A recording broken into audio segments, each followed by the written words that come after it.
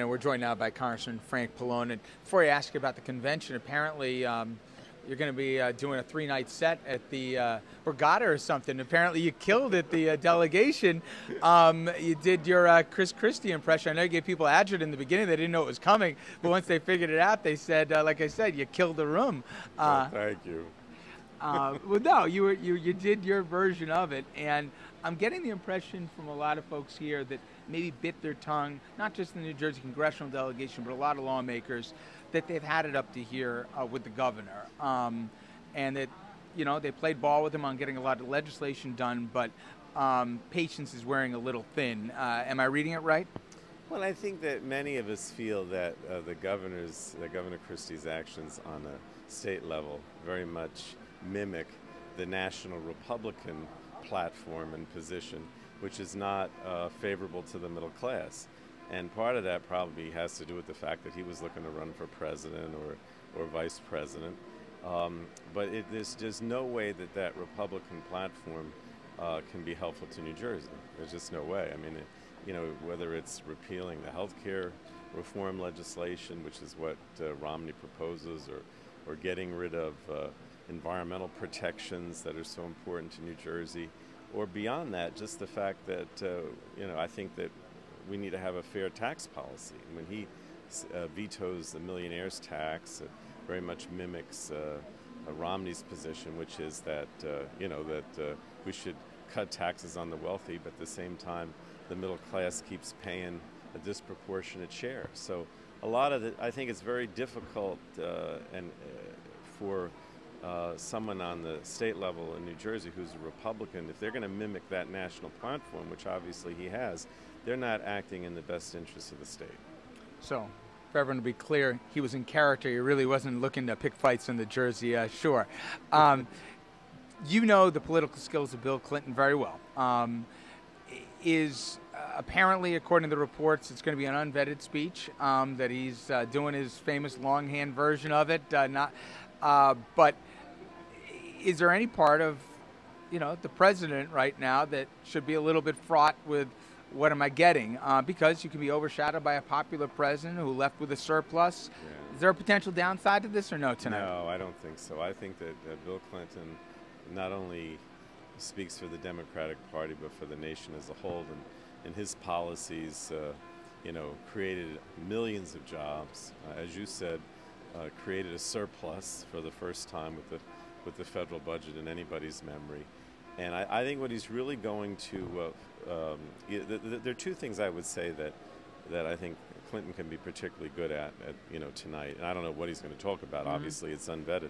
But one is to keep pointing out that Obama really has tried to reach out to the other side. I mean, President Obama is really a consensus builder. He's tried in Congress many times to work with Democrats and Republicans, and that's important. People need to know that. And the second thing is the fact that the president really has accomplished a lot, and that he's forward-looking.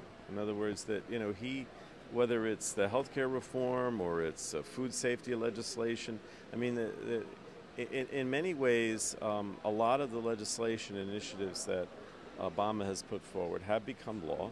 Many of them, of course, when the Democrats were in the majority in the Congress, but they continue. And he, in the same way that Clinton was an advocate for deficit reduction, but at the same time, felt that we have to build a middle class and that we have to create jobs and we have to have more benefits.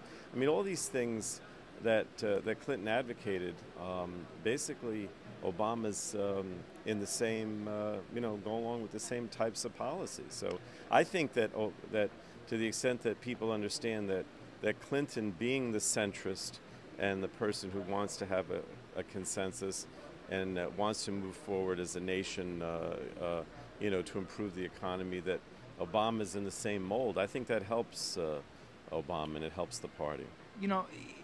Again, you can't do overarching statements, but it seems that people beyond even the convention in Charlotte like the president. They're frustrated, obviously, where the economy is right now, and maybe it was out of their own imagination or the president inferred it, but that we'd be a lot better off than we are right now 4 years later. That said, He's indicated that if he's reelected, he's going to take a more strident tone. In fact, he's already said that Citizens United, he's going to try and do a constitutional amendment, go state to state if he has to on this, unlikely as that would be, as we both know from the civics, to get the thing passed.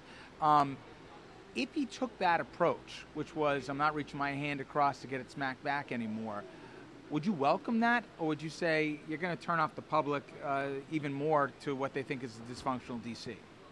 I think that Obama is still very much a centrist and a consensus builder.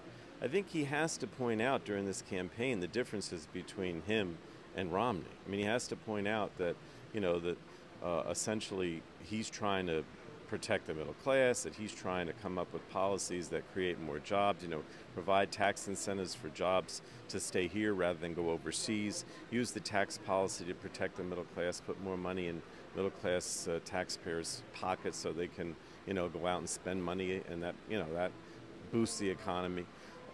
He needs to contrast the differences between himself and Romney, okay? But I still think that Obama will always be a consensus builder. He's always going to want to reach out to the other side. I don't see that changing. If they asked you, Congressman, is it smart politics to talk about Bain, unreleased tax returns, and what the other side would characterize as class warfare between now and, as I said, the last 62 days? Or is it time to just say, this is what I'm going to do if I get elected? I don't think that the Bain issue is a class warfare issue. I think it just has to do with the fact that Romney, touts his business acumen, but it was for a company that basically, destroyed a lot of jobs and sent a lot of jobs overseas. I mean, a big part of what President Obama talks about is what I call the Make It in America theme, that we have to bring manufacturing and jobs back here at home, and that tax policy should reflect that by giving tax credits or help to those companies that create jobs here and not send them overseas. And so I think that Bain is very much, again, it contrasts Romney, who in his business experience has not created jobs, has sent a lot of jobs overseas, and is still looking out for corporate interests rather than the average person in the middle class. So again, the president has to contrast his record and what he's going to do over the next 4 years with Romney, but that doesn't mean that he's still not reaching out to Republicans and trying to build a consensus for policies that work and build the economy and create jobs. Last question. Even if the president gets a couple of points of a bump out of here, this is still in the margin of error. This thing's going to be a toss-up. And they got more money, especially when it relates to special interests. They're going to flood the airways for the last 60 days, and who knows about the new voter ID laws, what that will or won't mean, maybe even some swing states. All that said, do you get, I know in the cloakroom you guys probably are doing the math, but do you think the base really gets how close this is going to be? Is there any sense that some folks are going to take this for granted? Because he's not going to have the enthusiasm he had 4 years ago on his hands. Well, I don't think people are taking it for granted. I really don't. I mean, I spent a lot of time in August knocking on doors in my district, and I see people every week as I continue with the door knocking being more enthusiastic and more understanding that it's a close election. They have to come out. And I think if you listen to Michelle Obama's speech last night, she was really making that point, which is, you've got to come out. We have to vote. So, no, I think you're going to build towards an election where a lot of people come to the polls because they understand it's close. And might very well be as many people come out as did 4 years ago. I wouldn't be surprised.